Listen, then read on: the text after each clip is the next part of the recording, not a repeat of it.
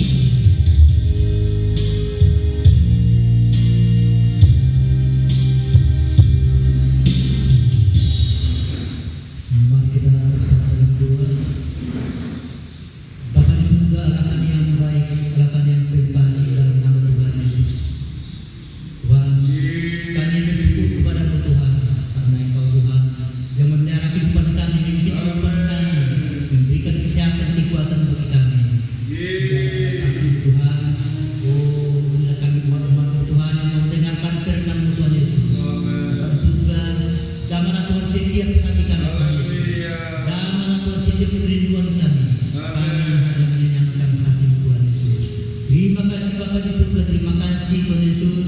Bapa di surga, sebentar lagi hamba-Mu memberitakan firman-Mu, urapi hamba-Mu Tuhan dari tempat mana tinggi, supaya dapat firman Tuhan diberitakan di tempat kami Tuhan. Hanya nama-Mu sampai Tuhan kami puji, kami muliakan di dalamnya. Terima kasih Tuhan. Oh, kuduskanlah hati kami Tuhan, kuduskan Tuhan pendengaran kami. Ya, Engkau Tuhan harapan kami, harapan jiwa kami. Terima kasih Tuhan, terpuji nama-Mu mulai saat ini selamanya. Kami berdoa mengucap syukur hanya di dalam nama Tuhan Yesus Kristus. Haleluya. Amin.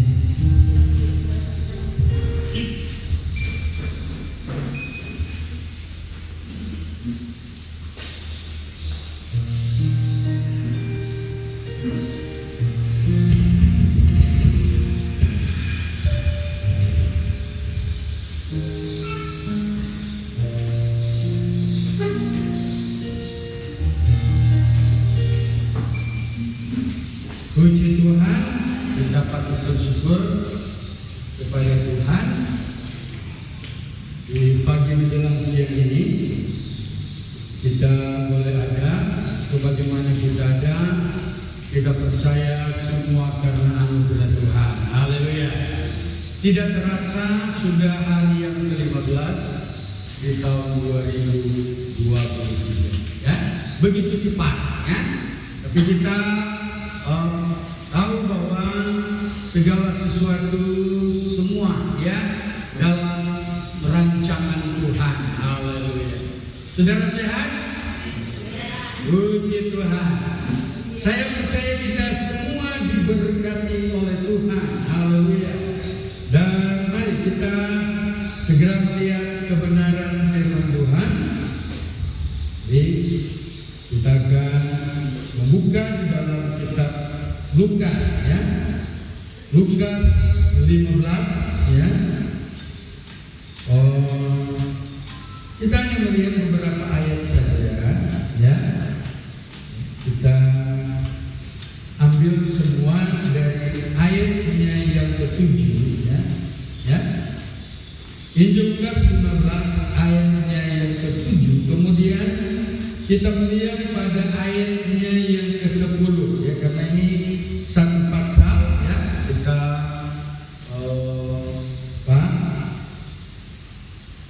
melihat dengan saksama. Kemudian kita melihat pada ayatnya yang terakhir, ya, ayatnya yang ke-32. Mari kita baca bersama-sama, ya. Ayat 7, ya. 1, 2, 3. Aku berkata kepadamu, demikian juga akan ada sukacita di sorga karena satu orang berdosa yang bertobat, lebih daripada sukacita karena 99 orang benar yang tidak memerlukan pertobatan. Kemudian ayat 10. 1, 2, 3. Aku berkata kepadamu, demikian juga akan ada sukacita pada malaikat-malaikat Allah karena satu orang berdosa yang bertobat. Ayat 32, ya. 1, 2, 3. Kita patut bersukacita dan bergembira karena adikmu telah mati dan menjadi hidup kembali. Ia telah hilang dan dapat hidup kembali. Puji Tuhan. Nah, saudara yang dikasihi oleh Tuhan kita Yesus Kristus, ya, tema kita adalah kasih Bapa, ya, kepada anak-anaknya. Haleluya. Sekali lagi, kasih Bapa, ya, kepada anak-anaknya. Haleluya. Dan kita memang sangat tahu persis bagaimana kita menjadi seorang bapa, seorang ibu, ya, kepada anak-anak kita, ya. Secara alami adalah bagaimana kita berupaya, ya, bagaimana kita bersungguh-sungguh, ya, untuk memberikan pelayanan, ya, kepada anak-anak kita. Haleluya. Nah, itulah sebabnya Yesus memberikan satu gambaran, ya. Dari satu pasal ini ada 3 perikopnya, ya. Yang pertama dikatakan perumpamaan tentang domba yang hilang, ya. Kemudian yang kedua perumpamaan tentang dirham yang hilang, dan yang ketiga perumpamaan tentang anak yang hilang. Haleluya. Intinya adalah bagaimana Yesus memberikan satu penilaian, ya. Yesus memberikan satu penghargaan, ya. Yesus memberikan satu fokus, ya, di mana ya satu jiwa itu sangat bernilai, sangat berharga di mata Tuhan. Haleluya. Nah, saudara yang dikasihi oleh Tuhan kita Yesus Kristus. Nah, ayat yang sudah kita baca tadi, ya, dalam ayat yang ke-10, aku berkata kepadamu, demikian juga akan ada sukacita pada malaikat-malaikat Allah karena satu orang berdosa bertobat. Puji Tuhan. Di mana Yesus memberikan gambaran, ya, satu ilustrasi, ya, satu gambaran yang jelas. Haleluya. Di mana kalau kita perhatikan dalam ayat-ayat yang kita baca tadi, yang pertama adalah domba yang hilang. Haleluya. Di mana seorang tuan yang tentu Yesus menyampaikan ini dikondisikan, ya, pada waktu itu bahwa betapa berharganya seorang peternak yang merasa sangat kehilangan bila satu ternaknya hilang. Haleluya. Saya percaya bukan sekedar Yesus memberikan contoh atau gambaran, tetapi itulah merupakan bagian-bagian yang memang terjadi pada waktu itu. Ya. Ya, kita tahu bagaimana Daud, ya, sebagai pengembala domba, ya, dia memberikan tuturan atau pemaparan, ya, kepada abangnya, ya, bagaimana dia betul-betul, ya, memperhatikan, ya, sebagai gembala, ya, ternak, ya. Kita berkata, jikalau ada yang menyerang, ya, ternaknya, ya, kambing atau domba, ya, maka dia memberikan satu penjelasan bahwa dia mengejarnya, ya. Dia berupaya, ya, supaya ternak ini jangan sampai diterkam, ya, oleh, haleluya, binatang buas. Dan betul-betul terjadi, dia bergumul, ya, agar ternaknya ini luput dari cengkraman singa atau binatang yang menerkamnya. Dan dia berhasil. Haleluya. Haleluya. Jadi tidak salah Yesus memberikan gambaran ini, sesuatu yang tentu mungkin bisa saja berbeda dengan kita, ya, karena kita banyak, hilang satu, ya biasa saja, ya. Tetapi sebagai peternak yang baik, ya, yang mencintai pekerjaannya, maka dia tidak mau satupun itu akan hilang. Haleluya. Haleluya. Sehingga Yesus memberikan contoh ini, gambaran ini, di mana ketika ada domba yang hilang, ya, bagaimana tuannya berupaya, berusaha, ya, untuk mencarinya, ya, dan dikatakan bila dia telah menemukannya, dia mengangkatnya, memikulnya, dan dia menyatakan kepada teman-teman yang lain, karena memang pada zaman itu, ya, di dalam kawanan atau dengan kata lain, di mana para peternak itu, ya terkadang bersama-sama di padang ya, dan tentu dia sangat bersuka, bergirang ya, dia menceritakan apa yang sedang dialami dia. Saudara yang dikasihi oleh Tuhan, sehingga dalam ayat yang kita baca tadi, kalau kita perhatikan kembali, haleluya, akan aku berkata kepadamu, demikian juga akan ada sukacita dari sorga karena satu orang berdosa yang bertobat, lebih daripada sukacita karena 99 orang benar yang tidak memerlukan pertobatan. Haleluya, luar biasa. Haleluya, haleluya, ya. Nah, saudara dikasihi oleh Tuhan, dan itulah jawaban Yesus ya kepada orang-orang Farisi ya. Karena kisah ini dimana kalau saudara perhatikan pada ayat yang pertama, para pemungut cukai dan orang-orang berdosa biasanya datang kepada Yesus untuk mendengarkan dia. Maka bersungut-sungutlah orang-orang Farisi dan ahli-ahli Taurat, katanya ia menerima orang-orang berdosa dan makan bersama-sama dengan mereka. Jadi dalam pelayanan Yesus ya, di mana orang-orang yang dianggap tidak bernilai terpinggirkan karena mungkin mereka melihat ya keadaan orang itu ya yang mungkin tidak memenuhi ya ekspektasi mereka. Haleluya, sehingga mereka bersungut-sungut ya.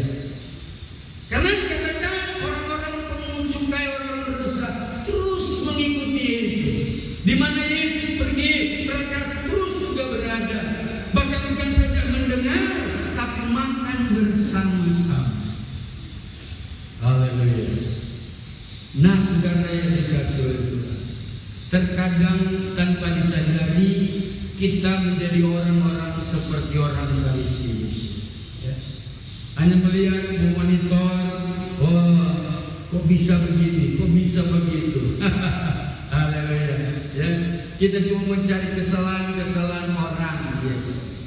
Nah, saudara yang dikasihi oleh Tuhan kita Yesus Kristus, sehingga Yesus memberikan gambaran betapa pentingnya, haleluya, haleluya, satu jiwa di mata Tuhan.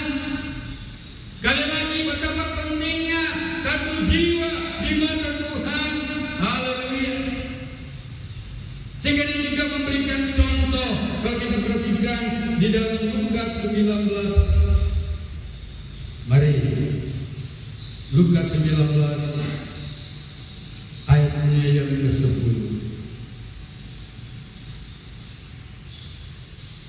Sebab Anak Manusia datang untuk mencari dan menyelamatkan yang hilang. Puji Tuhan. Itulah tujuan Yesus. Haleluya. Datang ke dalam bumi ini. Itulah rancangan Allah yang terbesar untuk menjadi manusia, supaya manusia yang ada di dalam dunia ini diselamatkan. Puji Tuhan. Haleluya. Markus 2, mari kita lihat Markus 2 ayatnya yang ke-17. Yesus mendengarnya dan berkata kepada mereka, bukan orang sehat yang memerlukan tabib, tetapi orang sakit. Aku datang bukan untuk memanggil orang benar, melainkan orang berdosa. Haleluya. Haleluya.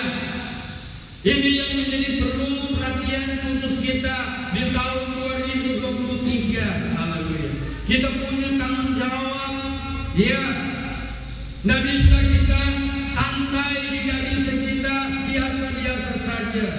Haleluya. Karena masih banyak, haleluya, yang perlu diselamatkan. Puji Tuhan.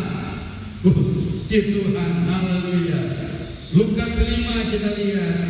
Ya, ayat yang sinonim. Haleluya. Lukas 5 ayatnya yang ke-32.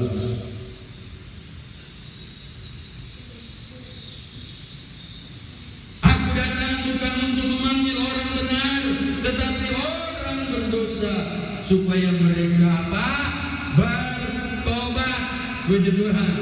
Jadi Yesus datang pada 2020 tahun yang lalu, haleluya, kurang lebih, haleluya. Dia datang kepada orang berdosa supaya bertobat, haleluya. Puji Tuhan. Makanya satu peristiwa di mana ya orang-orang Farisi, ya ahli Taurat, membawa seorang yang ketangkap basah, ya, melakukan perzinahan, haleluya. Saudara, ya karena memang hukum Taurat membolehkan, ya, kalau kedapatan seperti itu orang itu harus dirajam sampai mati, haleluya. Nah, waktu itu mereka bawa orang ini, ya, yang tetangga basah. Lalu apa yang dikatakan dalam kebenaran firman Tuhan? Yesus berkata kepada mereka semua, kalau kamu tidak berdosa, lemparlah dia. Alkitab katakan mulai dari yang tua sampai yang muda, haleluya. Mereka pergi, haleluya. Akhirnya tinggal Yesus dan perempuan ini. Iya. Haleluya. Lalu Yesus berkata, aku pun tidak menghukum engkau, tetapi pulanglah dan jangan berbuat dosa lagi. Haleluya. Artinya bukan Yesus mengkompromi dengan dosa. Iya. Yesus tidak juga setuju dengan dosa. Haleluya. Yesus juga mau kita terlepas dari dosa. Haleluya.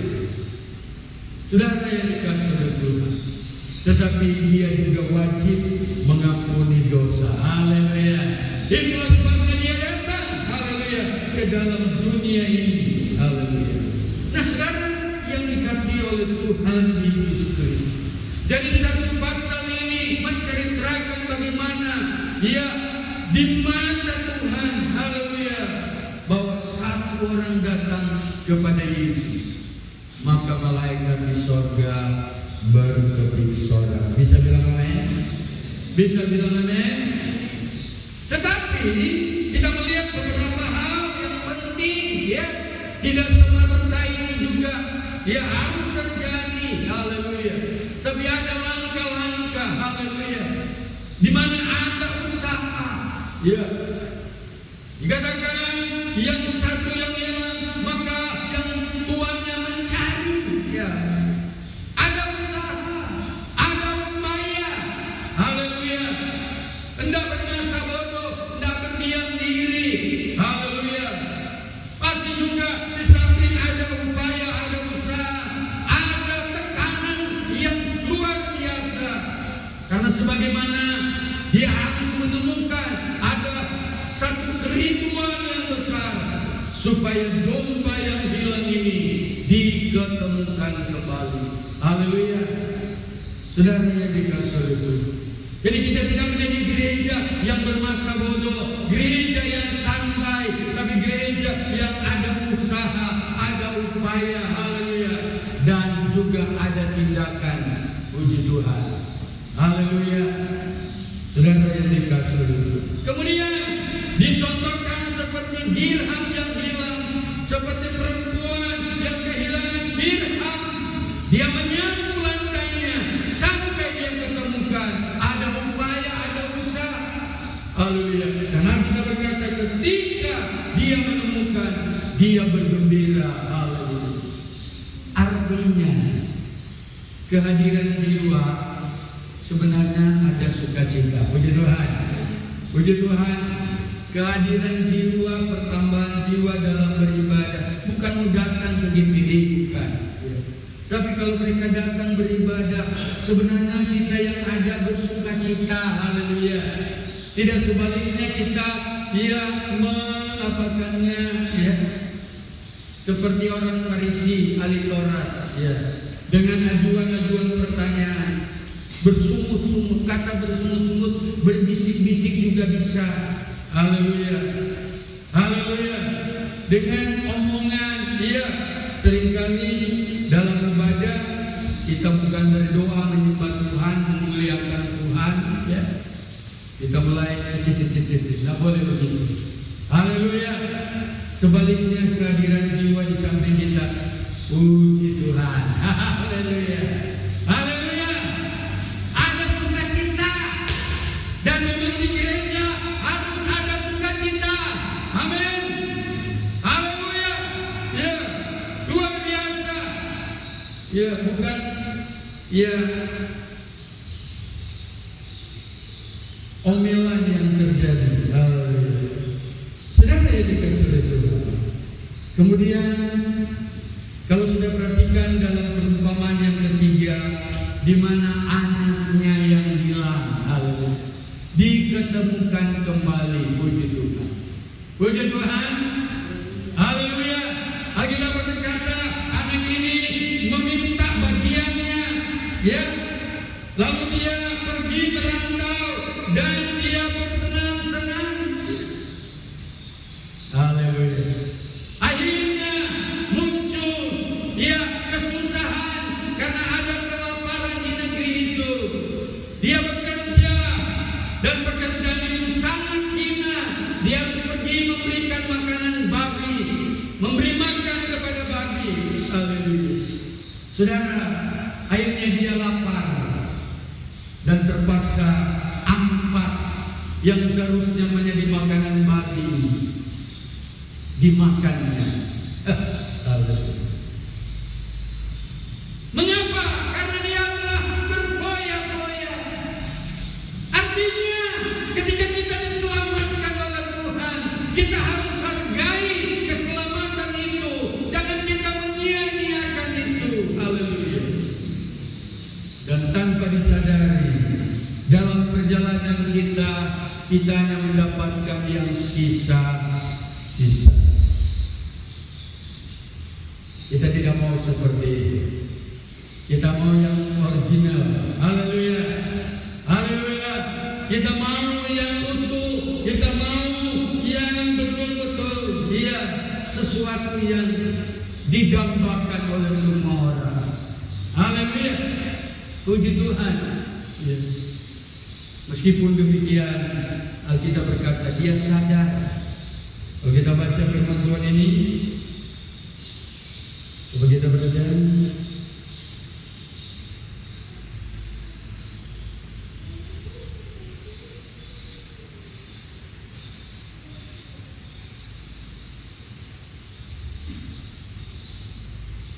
ayat 14, Lukas 15. Setelah dihabiskannya semuanya itu, timbullah bencana kelaparan di dalam negeri itu. Dan dia pun mulai melarat, lalu pergi dan bekerja pada seorang majikan di negeri itu. Orang itu menyuruhnya ke ladang untuk menjaga babinya. Lalu ia ingin mengisi perutnya dengan ampas yang menjadi makanan babi itu. Tetapi tidak seorang pun yang memberikannya kepadanya. Lalu ia menyadari keadaannya, katanya, betapa banyak orang upahan Bapakku yang berlimpah-limpah makanannya, tetapi aku di sini mati kelaparan. Aku akan bangkit dan pergi kepada Bapakku dan berkata kepadanya, Bapa, aku telah berdosa terhadap sorga, terhadap Bapa. Aku tidak layak lagi disebutkan anak Bapa. Jadikanlah aku sebagai salah seorang upahan Bapa. Maka bangkitlah ia dan pergi kepada bapaknya. Ketika ia masih jauh, ayahnya telah melihatnya. Lalu tergeraklah hati oleh belas kasihan. Ayahnya ini berlari mendapatkan dia, lalu merangkul dan mencium dia. Kata anak itu kepadanya, Bapa, aku telah berdosa terhadap sorga dan terhadap Bapa. Aku tidak layak lagi disebutkan anak Bapa. Tetapi ayah ini berkata kepada hamba-hambanya, lekaslah bawa kemari jubah yang terbaik, pakaikanlah itu kepadanya, dan kenakanlah cincin pada jarinya dan sepatu pada kaki. Dan ambillah anak lembu tanggung itu, sembelihlah dia, dan marilah kita makan bersukacita. Sebab anakku ini telah mati dan menjadi hidup kembali, ia telah hilang dan mendapat kembali. Maka mulailah mereka bersuka Itulah seorang ya yang kembali ya menyadari keadaannya. Ya. Karena ini digambarkan oleh Yesus betapa berharganya ya begitu Allah mengasihi anak-anaknya. Haleluya. Yang menjadi tema kita, Bapa mengasihi anak-anaknya. Haleluya. Itulah hati Bapa, itulah hati Tuhan. Dia tidak mau biarkan kita. Dia tidak melihat berapa jahatnya kita. Dia tidak melihat berapa benar dosa yang kita sudah lakukan. Itulah hati Bapa. Haleluya. Haleluya. Tapi syukur kepada Tuhan. Ya, anak ini mau kembali. Dia menyadari keadaannya.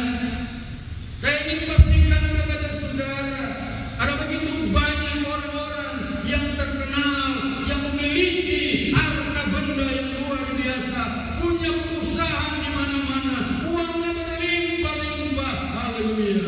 Tapi ingin saya pastikan kepada saudara, ada Tuhan yang besar, Allah yang menjadikan langit dan bumi, yang telah mempersiapkan saudara yang lebih hebat dari itu. Bisa bilang amin. Haleluya, haleluya. Haleluya, haleluya, haleluya. Tuhan sangat konsen dengan kehidupan kita. Dia tidak melihat berapa banyak dosa yang engkau sudah perbuat, tetapi yang terpenting adakah engkau mau kembali. Haleluya. Haleluya. Haleluya. Tapi di saat engkau mau kembali, ada saja halangan. Haleluya. Haleluya. Saudara baca, kita baca ayat 25. Tetapi anaknya yang sulung berada di ladang, dan ketika ia pulang dekat rumah, ia mendengar bunyi seruling dan nyanyian tari-tarian. Lalu ia memanggil salah seorang hamba dan bertanya kepadanya, apa arti semuanya itu? Jawab hamba itu, adikmu telah kembali dan ayahmu telah menyembelih anak lembu tanggung karena ia mendapatkan kembali dengan sehat. Maka marahlah anak sulung itu dan ia tidak mau masuk. Lalu ayahnya keluar dan berbicara. Terkadang dalam hidup ada muncul ya sesuatu yang mungkin menekan hidupmu. Ya, mengapa saya sudah sekian lama di gereja, sudah sekian lama ikut di gereja, haleluya. Tapi apa yang saya dapatkan? Apa yang saya terima? Ya, mungkin ya dalam hati kita mulai berpikir, ya, kok bisa terjadi seperti ini? Sepertinya saya disisihkan, sepertinya saya tidak diperdulikan. Bukankah saya begitu lama ada di gereja ini? Ya. Saya ingin pastikan kepada saudara, Tuhan tidak memandang rupa. Haleluya. Haleluya. Yang ingin saya sampaikan kepada saudara, haleluya, Tuhan tidak pernah membeda-bedakan. Haleluya. Dia mengasihi. Dia mengasihi kita. Dia mengasihi kita. Haleluya. Haleluya. Haleluya. Ya. Itu Tuhan saja. Melayani Tuhan. Karena apa yang kita baca dalam ayat 29, tetapi ia menjawab ayatnya, katanya, telah bertahun-tahun aku melayani Bapa dan belum pernah aku melanggar perintah Bapa. Tetapi kepadaku belum pernah Bapa memberikan seekor anak kambing untuk bersukacita dengan sahabat-sahabat. Udah capek-capek ikut Tuhan. Ya. Selama ini aku setia dalam gereja, tapi kok nggak diperdulikan, tidak diperdulikan. Ya, saudara yang dikasihi. Haleluya. Tapi ayat yang ke-30 berkata, kita lihat terus. Tetapi baru saja datang anak Bapa yang telah menggeroskan harta kekayaan Bapa bersama-sama dengan pelacur-pelacur. Maka Bapa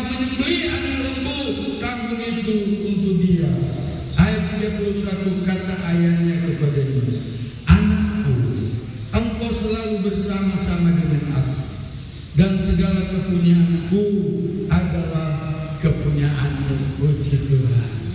Puji Tuhan. Puji Tuhan. Mungkin selama ini engkau mengikut Tuhan, kok doaku tidak dijawab. Ya. Sudah lama aku ikut Tuhan, sepertinya orang lain menyisihkan aku. Ya. Tersisih. Ya. Haleluya. Tapi firman Allah berkata, kata ayahnya kepadanya, anakku, engkau selalu bersama-sama dengan aku, dan segala kepunyaanku adalah kepunyaanku. Puji Tuhan. Puji Tuhan. Percayalah, Tuhan memandang kita sama. Puji Tuhan. Percayalah, Tuhan itu adil. Haleluya. Puji Tuhan. Ya. Coba kita lihat Matius 6.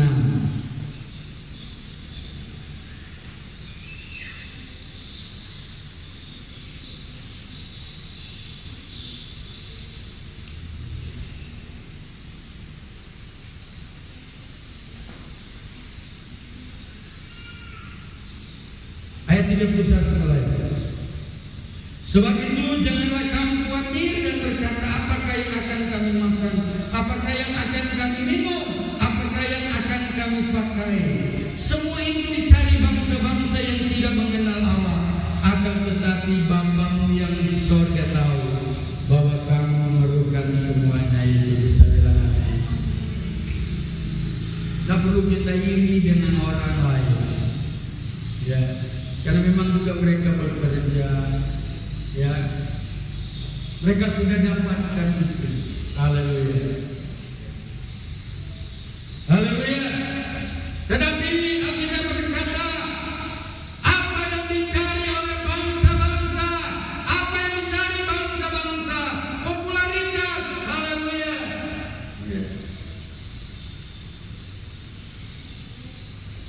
Ekonomi.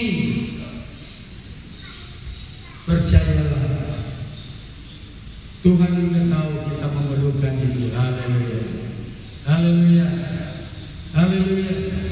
Tapi yang terpenting adalah kalau kita ada sampai hari ini, semua karena anugerah Tuhan.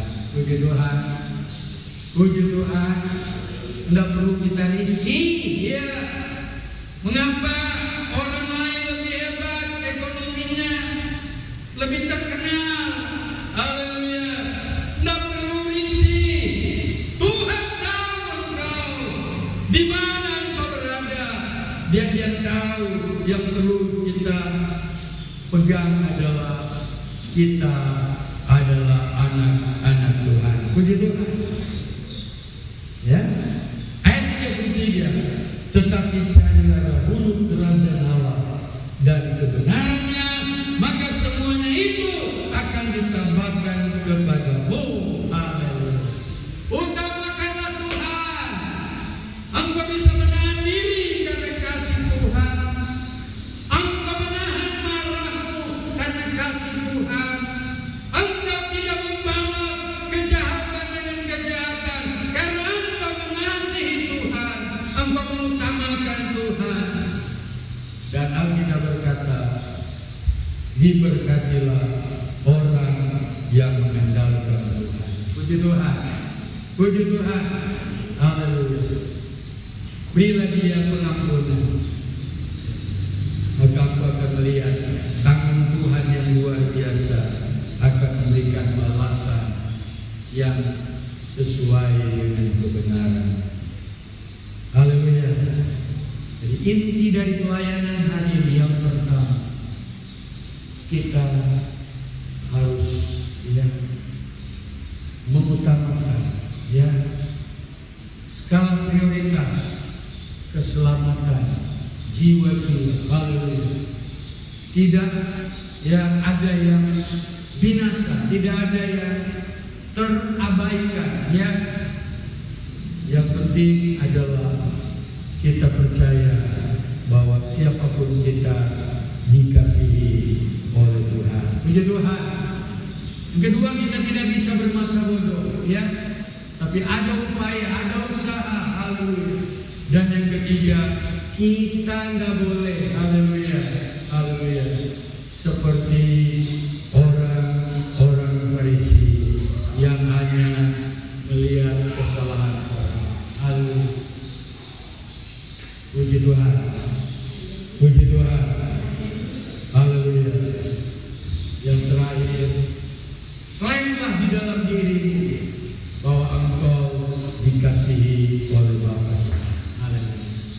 Puji Tuhan, kasih Bapa, haleluya. Di dalam dunia ini bisa terbatas, tetapi Bapa kita di sorga tidak terbatas. Puji Tuhan. Puji Tuhan, haleluya. Kita berdiri tidak nyanyikan bersyukur.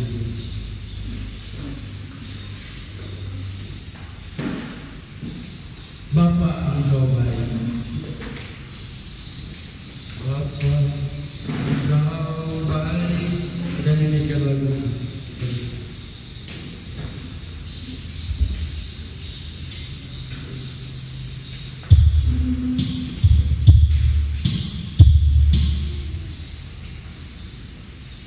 Ya lama terkenal.